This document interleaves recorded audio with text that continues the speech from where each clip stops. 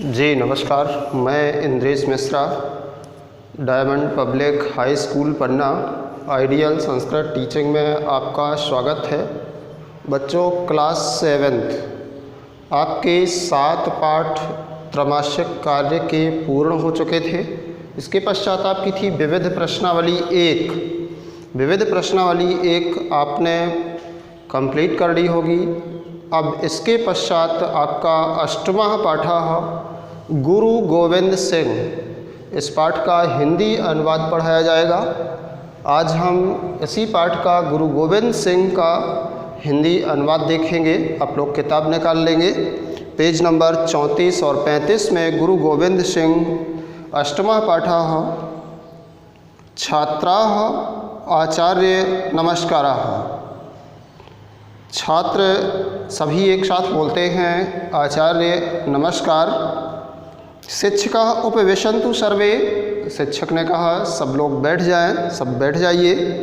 कुलदीपा एक छात्र है, उसने कहा आर्य पूर्वम धर्म संरक्षकाणां वीर पुरुषाणां विवेकानंदः शिवाजी महाराणा प्रतापः इत्यादीनां विषये श्रुतं, किंतु गुरु गोविंद सिंहस्य विषये न जानीमः न जानामि। कुलदीप ने कहा हे आर्य, हे गुरुदेव, पूर्व धर्म संरक्षकों वीर पुरुषों जैसे स्वामी विवेकानंद, शिवाजी महाराणा प्रताप इत्यादि के विषय में सुना है, किंतु गुरु गोविंद सिंह के विषय में कुछ नहीं जानता हूँ। इनके विषय में कुछ नहीं जानता हूँ। प्रताप ने कहा महोदय वयम गुरु गोविंद सिंहस्य चरित्रम ज्ञातुम इच्छामः।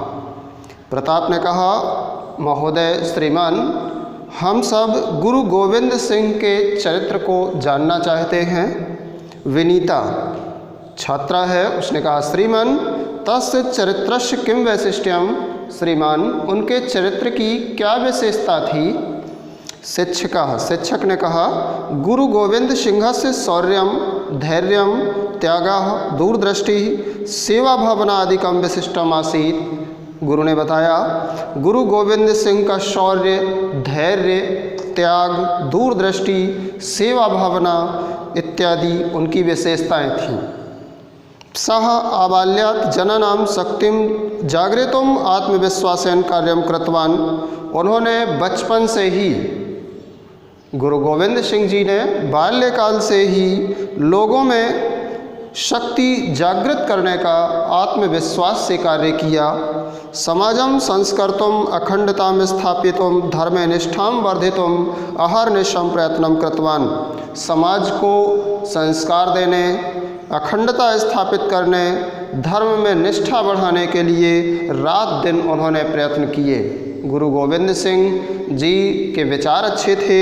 उन्होंने समाज को सुसंस्कृत करने, देश की अखंडता को स्थापित करने, धर्म में निष्ठा बढ़ाने के लिए रात दिन प्रयास किए। ऐसा सिक्खा नाम धर्म गुरु आसीत, ये सिखों के धर्म गुरु थे। प्रतापः सिक्खा नाम के, प्रताप एक छात्र है, उसने कहा सिख नाम ये क्या है। शिक्षकः सिख धर्म अनुयायिनः सिक्खाः। शिक्षक ने कहा सिख धर्म के अनुयायी अर्थात सिख धर्म को मानने वाले लोग सिख हैं। यथा जैन धर्म तथा सिख धर्म, जिस प्रकार से जैन धर्म वैसे ही सिख भी एक धर्म है। भारते बहवः धर्माः विकासं प्राप्ताः, भारत में अनेक धर्म विकसित हुए। भारत में बौद्ध, जैन, सिख ये सभी धर्म हिंदू धर्म से ही विकसित हुए। तो यही कहा गुरु ने कि भारत में अनेक धर्मों का विकास हुआ। अतः सर्वे धर्माः समानाः, अतः सभी धर्म समान होते हैं। कोई भी धर्म दूसरे धर्म से छोटा या कम श्रेष्ठ नहीं होता, सारे धर्म समान होते हैं।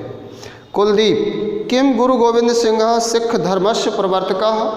कुलदीप ने कहा क्या गुरु गोविंद सिंह सिख धर्म के आरंभकर्ता थे, अर्थात क्या गुरु गोविंद सिंह वो व्यक्ति थे जिन्होंने सिख धर्म की स्थापना की, सिख धर्म को प्रारंभ किया। शिक्षकः गुरु नानकः एवं सिख धर्मस्य प्रवर्तकः। शिक्षक ने कहा गुरु नानक ही सिख धर्म को आरंभ करने वाले थे, गुरु गोविंद सिंह जी नहीं, गुरु नानक सिख धर्म को प्रारंभ करने वाले थे। सह एव तेषां प्रथमः गुरु आसीत, और वो ही उनके प्रथम गुरु थे। किनके? सिखों के प्रथम गुरु गुरु नानक ही थे, और उन्होंने ही सिख धर्म को आरंभ किया। गुरु गोविंद सिंह तो 10वां अंतिमस्य गुरु आसीत। गुरु गोविंद सिंह तो 10वें और अंतिम गुरु थे। गुरु गोविंद सिंह सिखों के 10वें और अंतिम गुरु थे। इसके पश्चात गुरु गोविंद से जन्म कदा भवत? कुलदीप ने कहा गुरु गोविंद सिंह का जन्म कब हुआ? तो शिक्षक ने कहा 1966 वर्षे कार्तिक शुक्ल सप्तम्याम तस्य जन्म पटना नगरे अभवत। गुरु ने बताया 1966 ईसा वर्ष में कार्तिक शुक्ल सप्तमी को उनका जन्म पटना नगर में हुआ। गुजरी तस्य माता महात्यागी समाज सेवका गुरु तेग बहादुर तस्य पितास्ताम। गुजरी उनकी माँ का नाम था, और महान त्यागी समाज सेवक गुरु तेग बहादुर उनके पिता थे। पिता एव गुरु गोविंदः अपि समाज सेवा निरतः आसीत्। पिता की भांति, अपने पिता की तरह ही गुरु गोविंद भी समाज सेवा में लगे रहते थे। कुलदीप ने कहा समाज सेवार्थम गुरु गोविंदः किम कृतवान? समाज सेवा के लिए गुरु गोविंद ने क्या किया? तो शिक्षक ने कहा तस्मिन् समये भारतीय संस्कृते विनाशस्य क्रूरस्य मुगल शासकस्य औरंगजेबस्य शासनम आसीत्। शिक्षक ने बताया उस समय भारत में भारतीय संस्कृति के विनाशक क्रूर मुगल शासक औरंगजेब का शासन था। जिस समय गुरु गोविंद सिंह का बाल्यकाल था, ये बड़े हो रहे थे, उस समय भारतीय संस्कृति के विनाशक और क्रूर शासक औरंगजेब मुगल का शासन था भारत में। तादृश स्थितौ दुष्ट शक्तिं निग्रहीतुं प्रजासु धर्म जागरणं कृतवान।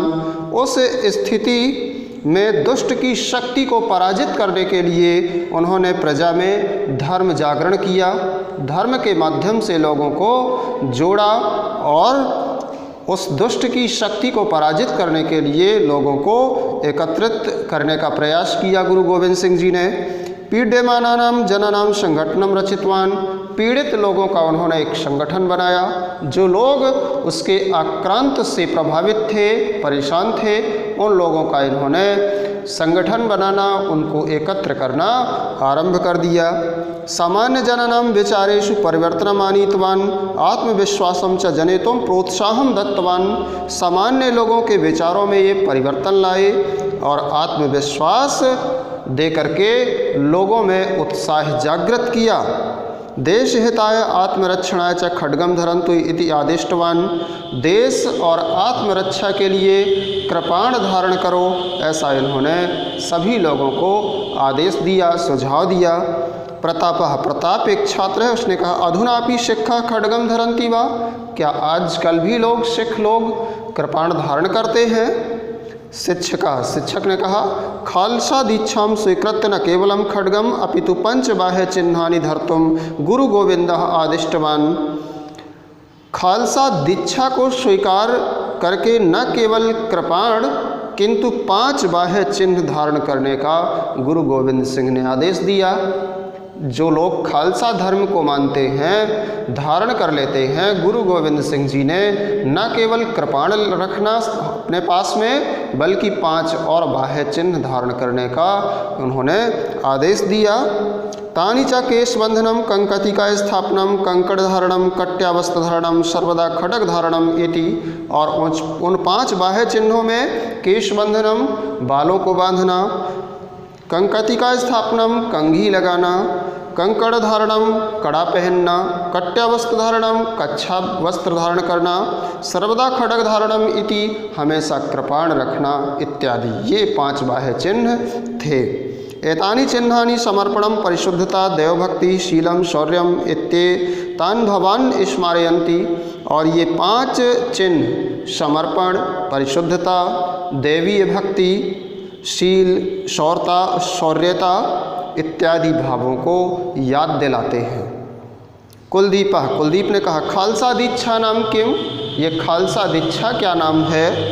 शिक्षकः, शिक्षक ने कहा खालसा नाम ईश्वरीय दीक्षा, खालसा ईश्वरीय दीक्षा का नाम है, ईश्वर को प्राप्त करने की एक शिक्षा का नाम है। ईश्वरस्य निश्चल आराधने एवं तीर्थयात्रा दानम दया तपः संयम च अस्तीति यह भावयति यस्य हृदय पूर्ण ज्योतिषः प्रकाशो अस्ति सह एव खालसा भवति। ईश्वर की निश्चल आराधना ही तीर्थयात्रा, दान, दया, तप, संयम, इस प्रकार से ये जो भाव हृदय में पूर्ण ज्योति से प्रकाशित होते हैं वह ही खालसा होता है। इसके पश्चात विनीता एक छात्रा है, उसने कहा पुनरअपि कथम समाजम प्रेरितवान, पुनः उन्होंने समाज को कैसे प्रेरित किया।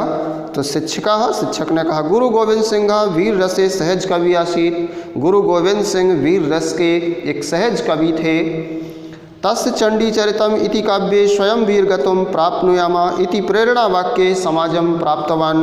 उन्होंने उनके चंडी चरित काव्य में स्वयं वीरगति को प्राप्त करना चाहिए, इस प्रेरणा वाक्य से उन्होंने समाज को प्रेरित किया।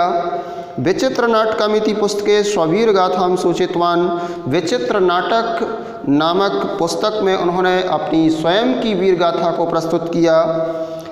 प्रतापः गुरु गोविंदस्य अन्य वैशिष्ट्यानि कानि, गुरु प्रताप एक छात्र है, उसने कहा गुरु गोविंद सिंह जी की अन्य विशेषताएं क्या हैं। शिक्षिका कबीरः गुरु नानकः सूरदास इत्यादि भक्ताः आसन, कबीर, गुरु नानक, सूरदास इत्यादि के भक्त थे। गुरु गोविंद सिंह जी जो थे वो कबीर, गुरु नानक, सूरदास इत्यादि इनके भक्त थे।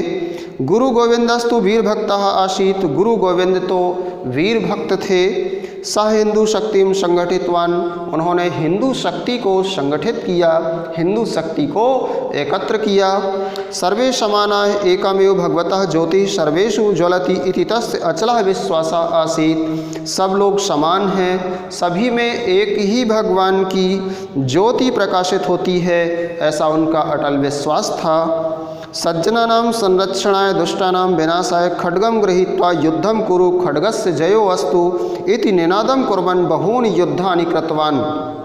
सज्जनों की सुरक्षा के लिए और दुष्टों का विनाश करने के लिए कृपाण लेकर के युद्ध करो, कृपाण की जय हो, इस प्रकार से घोषणा करते हुए उन्होंने अनेक युद्ध लड़े। 1689 वर्षस्य अप्रैल मासतः मृत्युपर्यन्तं शत्रून् भायितवान् तेषां हृदयेषु कंपनं जनितवान्। 1689 वर्ष के अप्रैल माह तक मृत्यु पर्यंत अपनी वो शत्रुओं को भयभीत करते हुए उनके हृदय में कंपन उत्पन्न करते रहे, अर्थात उनको अपने भय से डराते रहे। हिंदू धर्मम च संरक्षितवान, और हिंदू धर्म का उन्होंने संरक्षण किया। विनीता ने कहा तस्य मुक्ति ही कदा भुवत, उनकी मुक्ति कब हुई, अर्थात उनकी इस पृथ्वी लोक से मुक्ति कब हुई, स्वर्ग कब सिधार गए वो। तो शिक्षक ने कहा गुरु गोविंद सिंह 42तमे वयसि 1708तमे वर्षे अक्टोबर मासे 7मे दिनांके महाराष्ट्र से नांदेड़ प्रांते मुक्तिं प्राप्तवान। शिक्षक ने बताया गुरु गोविंद सिंह 42 वर्ष की उम्र में 1708 ईसा वर्ष में अक्टूबर माह की 7 तारीख को महाराष्ट्र के नांदेड़ में अब मुक्ति को प्राप्त किया। गुरु गोविंद सिंह जब 42 वर्ष के थे तब 1708 ईसा वर्ष में अक्टूबर माह की 7 तारीख को महाराष्ट्र के नांदेड़ में उन्होंने अपना क्षणभंगुर शरीर त्याग दिया। तस्य उद्घोषम स्मरामः, उनके उद्घोष को, उनके जयकारे को हम लोग हमेशा याद करते हैं। वाहे गुरु जी का खालसा, वाहे गुरु जी की फतह, अर्थात खालसा ईश्वरीय होता है और ईश्वर की विजय निश्चित होती है। इस प्रकार से इस पाठ का हिंदी अनुवाद था। कल आपको इसका अभ्यास कार्य, इसके प्रश्नोत्तर, खाली स्थान, सही जोड़ियाँ इत्यादि यह संपन्न करवाया जाएगा। आज के लिए इतना ही, कल मिलते हैं। धन्यवाद।